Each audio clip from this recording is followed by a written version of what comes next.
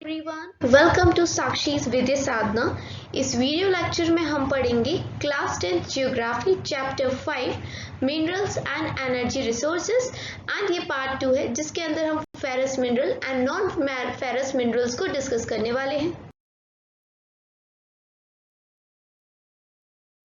तो बात करते हैं फेरस मिनरल्स की। अगर इंडिया के टोटल वैल्यू प्रोडक्शन की बात करी जाए मेटेलिक मिनरल्स की तो 3/4 एरिया जो होता है टोटल का वो फेरस मिनरल्स कवर करते हैं। ये हमारी मेटलर्जिकल इंडस्ट्रीज को स्ट्रॉन्ग बेस भी प्रोवाइड करते हैं, क्योंकि आप जानते हैं कि मेटल बहुत ज़्यादा ज़रूरी होते हैं, है ना, किसी भी इंडस्ट्री को रन करने के लिए।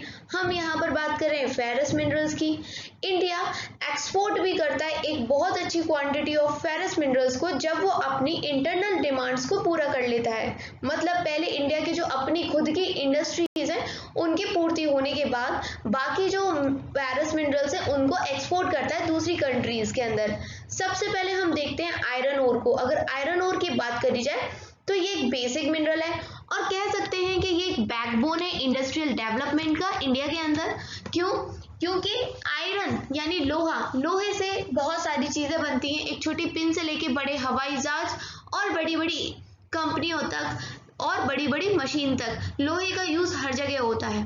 और हमें खुश होना चाहिए ये बात सोच के कि इंडिया के अंदर बहुत अच्छे अबंडेंट रिसोर्सेज हैं आयरन ओर के। इंडिया के अंदर एक गुड क्वालिटी आयरन ओर्स हमें देखने को मिलते हैं, जिसमें से आता है नाम मैग्नेटाइट का।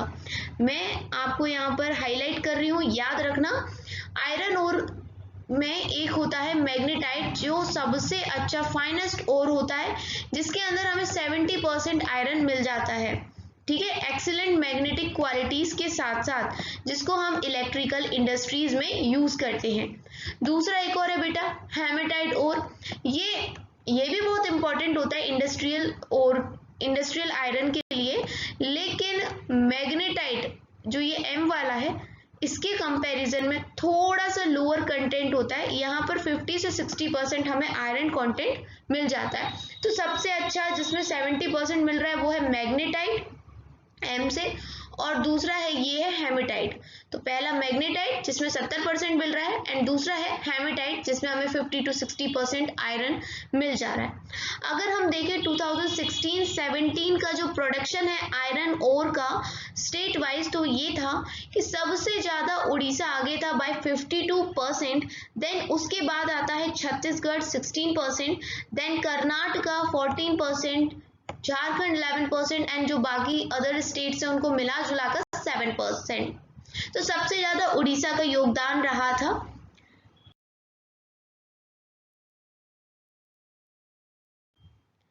अब यहाँ देखेंगे, डू यू नो में आपको कोई फैक्ट बताया जा रहा है एंड वो फैक्ट ये है कि कन्नड़ भाषा के अंदर कुदरे का मतलब होता है घोड़ा। अब आप सोचोगे कन्नड़ भाषा हमें सीख के क्या फायदा है, तो आगे आपको पता पड़ जाएगा कि मैं इसका मीनिंग आपको क्यों बता रही हूँ।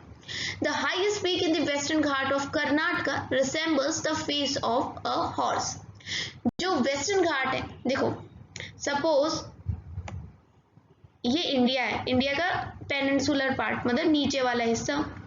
तो जो ये वाला एरिया है ना इस तरफ का, इसे हम वेस्टर्न घाट कहते हैं, और वैसे सेम एरिया बेटा इधर भी है, इसे हम ईस्टर्न घाट कहते हैं। तो हम बात कर रहे हैं किसकी? वेस्टर्न घाट की।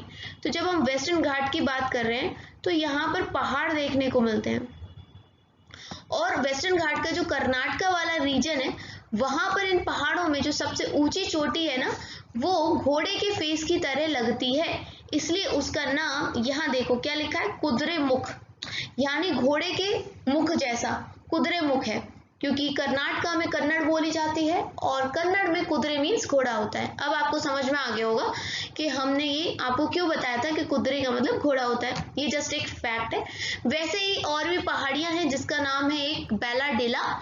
ये ऑक्स के हम्प की तरह इसका शेप है, इसलिए इसका नाम भी बेलाडेला है, कन्नड़ भाषा से प्रेरित होकर। आगे अब हम कुछ मेजर आयरन ओर बेल्ट्स को देखने वाले हैं जो हमें इंडिया में देखने को मिलती हैं। पहली है उड़ीसा झारखंड बेल्ट। उड़ीसा और झारखंड में मिलने वाले आयरन ओर्स, देखो उड़ीसा के अंदर हमें हाई ग्रेड का आयरन ओर देखने को मिलता है, हेमेटाइट मिलता है। बांधवफर माइंस के अंदर। अब बांधवफर माइंस यानी ये बांधवफर खदान कहाँ पर है? मयूरभंज और केंदुझार डिस्ट्रिक्ट में। आपको नाम ये याद करने पड़ेंगे। अब इसके साथ ही जो सिंहभूम डिस्ट्रिक्ट है झारखंड की, यहाँ पर भी हमें अच्छी क्वालिटी वाला हेमेटाइट आयरन ओर देखने को मिलता है। और ये कहाँ से माइन किया जाता है? इनकी खदान है बेटा गुआ और नोआमुंडी में। इसको आप याद कर लेना। सेकंड वन आपका है दुर्ग बस्तर चंद्रपुर बेल्ट। ठीक, ये किन एरियाज में आती है? तो ये छत्तीसगढ़ और महाराष्ट्र के एरिया में आती है। यहाँ पर भी हमें वेरी हाई क्वालिटी हेमेटाइट ओर देखने को मिलता है। और यहाँ पर फेमस रेंज है, पहाड़ियां हैं बेलाडिला। कहाँ बेलाडिला पहाड़ियां कहाँ है बेटा? बस्तर नाम की एक जिला है, डिस्ट्रिक्ट है छत्तीसगढ़ की, वहां पर। और वहीं से हमें बहुत अच्छी क्वांटिटी में हेमेटाइट ओर भी देखने को मिलता है। The range of hills comprise of 14 deposits of super high grade hematite iron ore। 14 deposit है, मतलब 14 जगह पे अलग अलग हमें हेमेटाइट मिल रहा है। मतलब हेमेटाइट समझ गए ना, मैंने पहले बताया था कि 70% हमें इसमें से आयरन यानी लोहा मिल जाएगा। इसकी जो फिजिकल प्रॉपर्टीज होती हैं काफी अच्छी हैं। स्टील बनाने के लिए, स्टील का आप यूज तो जानते हो, सबसे ज्यादा पहले तो बर्तन बोलोगे, घर में सबके स्टील के बर्तन होते हैं और बहुत सारी चीजें बनती हैं। Iron ore from these mines is exported to. इन सारी माइंस से जो आयरन ओर है वो कहाँ भेजा जाता है? जापान और साउथ कोरिया में भेजा जाता है विशाखापट्टनम पोर्ट के द्वारा। अब एक बेल्ट और है, उसके बारे में भी हम देख लेते हैं, that is Ballari Chitradurga Chikmagaluru Tumakuru belt. ये कहाँ पर है बेटा? ये है कर्नाटका में। इसके अंदर हाईएस्ट और बोल सकते हैं लार्जेस्ट रिजर्व है आयरन ओर के। ऐसा माना जाता है कि वर्ल्ड की ये सबसे बड़ी रिजर्व है। तो मैंने अभी आपको कुद्रेमुख के बारे में बताया था, वो कुद्रेमुख यहीं पर है, वेस्टर्न घाट्स ऑफ कर्नाटका के अंदर। और यहाँ पर से 100% एक्सपोर्ट यूनिट है, मतलब 100% अपन यहाँ से एक्सपोर्ट करते हैं। बहुत बड़ी यूनिट है एक्सपोर्टिंग की। एक्सपोर्ट करना समझते हो? अपनी कंट्री से दूसरी कंट्री में सामान भेजना कहते हैं एक्सपोर्ट, और दूसरी कंट्री से अपनी कंट्री में सामान लाना कहते हैं इंपोर्ट। ठीक, तो ये भी माना जाता है कि जो कुद्रेमुख की डिपॉजिट्स हैं वो वर्ल्ड की सबसे बड़ी डिपॉजिट्स हैं।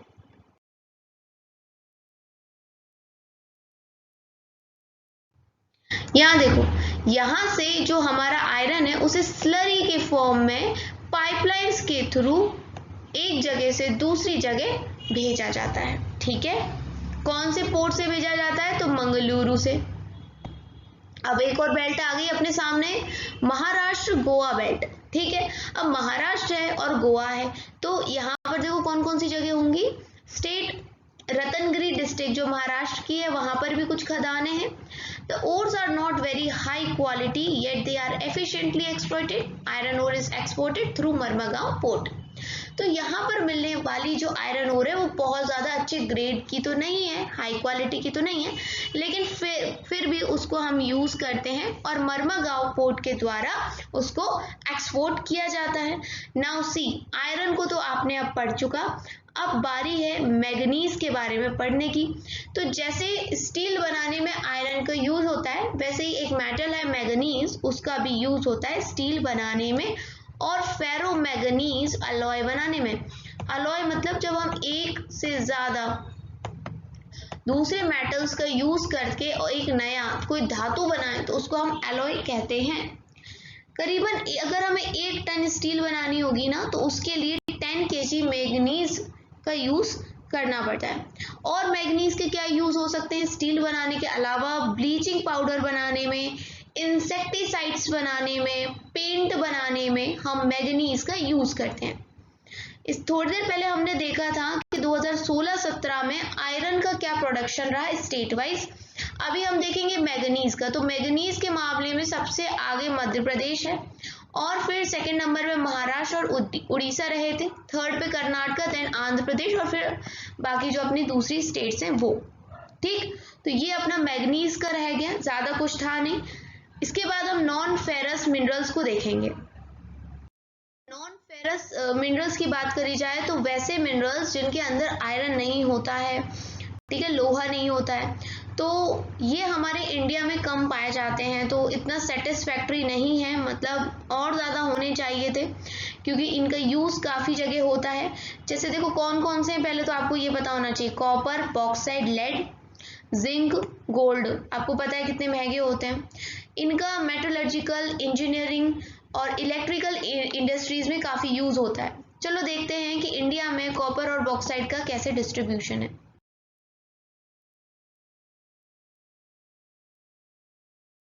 मैप में देखते हैं किस प्रकार से डिस्ट्रीब्यूशन है। सबसे पहले हम ट्रायंगल में देखते हैं। ये ट्रायंगल जो बना हुआ है रेड कलर का, ये आयरन ओर की माइंस को दिखा रहा है। देखो हमने अभी थोड़ी देर पहले पढ़ा था, गोवा के अंदर है, मयूरभंज में है, केंदुझार में है, बल्लारी में, चित्रदुर्ग में है। तो ये सारे पे ट्रायंगल बना हुआ है, यहाँ पर आयरन ओर के माइंस मिलते हैं हमें। और जहाँ पर ये स्क्वायर है, यहाँ से एक्सपोर्ट हो रहा है। हमने पढ़ा था मारमा गांव से हो रहा है, मंगलुरु से हो रहा है। तो यहाँ पर देखो स्क्वायर बना हुआ है ब्लैक कलर का। अब देखो बॉक्साइट, कटनी, अमरकंटक हो गया और बिलासपुर हो गया, इन जगहों पे क्या है, बॉक्साइट का साइन बना हुआ है, लेकिन यहाँ इसका मतलब ये कि यहाँ पर बॉक्साइट है। तो इस तरीके से आप देख सकते हैं सारे स्टार वगैरह मिका मिलता है गया के अंदर। जो भी आपको ये इंडेक्स देखिए और पता करिए किस जगह पे क्या पाया जा रहा है। अब कॉपर की बात करें तो कॉपर काफ़ी यूज़फुल होता है, ठीक है। अलग अलग इंडस्ट्रीज़ में कॉपर का काफ़ी यूज़ है, लेकिन हमारी बदकिस्मती ये कि हमारे यहाँ कॉपर नहीं ज़्यादा पाया जाता, मतलब है लेकिन फिर भी कहेंगे कि कमी है, हमारे डेफिशिएंट है। रिजर्व्स की बात करें, प्रोडक्शन की बात करें कॉपर की, तो ठीक है। कॉपर मेलिएबल होता है। मेलिएबल का मतलब ये कि इसको हथौड़ा मार मार के हम एकदम चपटा कर सकते हैं, इसके शीट्स बना सकते हैं। जैसे आपने एल्यूमिनियम फॉयल देखा है, जो हम खाना रैप करते हैं, जिसके अंदर देखा है वो कितना पतला हो जाता है, मतलब हम इसको ऐसे चपटा कर सकते हैं मार मार के। इट मीन्स हम ये मेलिएबल होता है, ये टूटेगा नहीं अगर हम इसे मारेंगे, ये फ्लैट हो जाएगा, पतला हो जाएगा। डक्टाइल, डक्टाइल भी बेटा एक प्रॉपर्टी होती है मेटल की। डक्टाइल मतलब ये कि हम इससे पतले पतले लंबे लंबे वायर्स बना सकते हैं, इसलिए आपको पता होगा कॉपर के वायर बनाए जाते हैं। और ये गुड कंडक्टर होता है, मतलब इलेक्ट्रिसिटी का गुड कंडक्टर होता है, इसलिए इसको इलेक्ट्रिकल केबल्स में, इलेक्ट्रॉनिक्स में हम यूज करते हैं। और तो और कॉपर को हम केमिकल इंडस्ट्रीज में भी यूज करते हैं। अब ये हमें कहाँ मिलता है, तो मध्य प्रदेश के बालाघाट माइंस में, राजस्थान के खेतरी माइंस में, झारखंड के सिंहभूम डिस्ट्रिक्ट में हमें कॉपर देखने को मिलता है इंडिया के अंदर। ये आप रट लेना। देखो बॉक्साइट, यूं तो हम बहुत तरह तरह के सेवरल से कईयों से हमें एल्यूमिनियम मिल जाता है, लेकिन वो एक बॉक्साइट और है जहां से पहले हमें एल्यूमिनियम और उसके बाद एल्यूमिनियम मिलता है। Bauxite deposits are formed by the decomposition of a wide variety of rocks rich in aluminum silicates. Bauxite की ओर कैसे बनती है, जब अलग अलग प्रकार के जो एल्यूमिनियम सिलिकेट्स के डिपॉजिट्स हो जाते हैं, डिपोजिशन हो जाते हैं। कैसे, जब एल्यूमिनियम सिलिकेट्स डिकम्पोज होती है तो उसकी जो डिपॉजिट्स होती है उससे बॉक्साइट बनता है, और बॉक्साइट से हमें एल्यूमिनियम मिलता है। एल्यूमिनियम एक इम्पॉर्टेंट मेटल है, क्यों, because it combines the strength of metal. ये जो स्ट्रेंथ होती है ना अलग अलग मेटल्स की, उनको एकजुट करता है, कंबाइन करता है। जैसे कि iron, such as iron with extreme lightness and also with good conductivity and great malleability. India's bauxite deposits are mainly found in the Amarkantak Plateau, Maikal Hills and the Plateau region of Bilaspur, Katni। तो हम बोल सकते हैं कि मध्य प्रदेश और छत्तीसगढ़ के इलाकों में हमें बॉक्साइट देखने को मिल जाता है। अल्टीमेटली एल्यूमिनियम हमें यहाँ से मिल जाता है। आपको मैप में भी मैंने बताया था, आप दोबारा मैप में देखिएगा इन जगहों को, सब एमपी और छत्तीसगढ़ के अंदर आती हैं ये।